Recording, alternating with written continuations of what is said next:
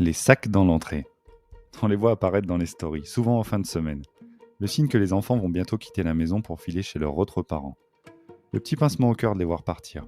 Ou pas, selon la semaine passée ensemble. Ce petit tas qui gêne tout le monde au moment d'enfiler ses chaussures, son blouson. C'est un amoncellement de sacs en tout genre. Les sacs cabas, avec des chaussures qui dépassent et qui tombent à chaque fois qu'on a le malheur de les frôler. Les affaires de sport, dont on espère que les enfants ne les ont pas laissées en boule pendant une semaine. Les sacs à dos qu'on croirait remplis de pierres plutôt que de cahiers d'école. Non mais vous étudiez quoi en cours? Les fossiles? Les instruments de musique dont il faut prendre grand soin, mais qui finissent toujours par terre.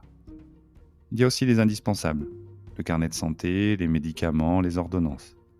La paire de lunettes de rechange qu'il faudra faire ajuster en magasin. Selon la saison, bien penser aux gants, au bonnet, à la casquette, à la paire de solaire. Et puis parfois, délicatement posé par-dessus tout ça, il y a le dessin pour papa. Tout est en vrac, mais lui fait l'objet d'une attention toute particulière. Mais il en existe un qu'il ne faut jamais, au grand jamais oublier. Le plus important de tous. Celui dont l'absence peut créer d'interminables soirées à tenter de rassurer un enfant.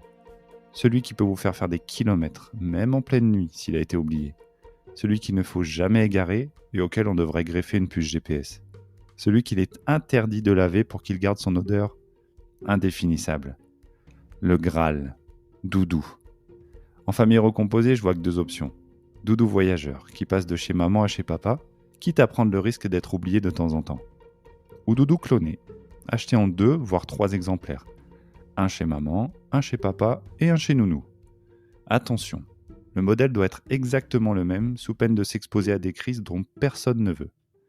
Ici, c'est clonage et tranquillité d'esprit. Un truc en moins à cocher sur la liste des choses qui voyagent.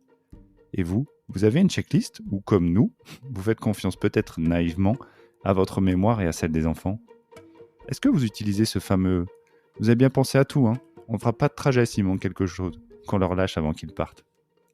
Plus le temps passe, et moins il y a d'oubli, même si les enfants changent et leurs priorités aussi. De quoi se faire de beaux ongles, les dernières BD achetées. Et pas question d'oublier le chargeur de téléphone ou les AirPods. Le reste n'a que peu d'importance, tant qu'on a le précieux. Tous les sacs sont prêts, reste plus qu'à savoir si on doit les apporter ou si leur père vient les récupérer. Quand cet amas d'affaires a disparu, que les enfants aussi, et qu'on aspire à se poser un peu, qu'est-ce qu'on aperçoit, caché dans un coin?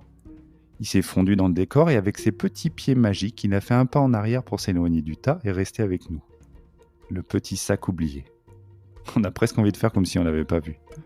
Après tout, peut-être que personne ne remarquera son absence. Allez, on se motive. Quelques messages et un aller-retour plus tard, c'est réglé. Heureusement qu'on ne vit pas à 300 km de chez leur père. Cette fois, c'est la bonne. À la semaine prochaine, les enfants. Et n'oubliez rien chez papa.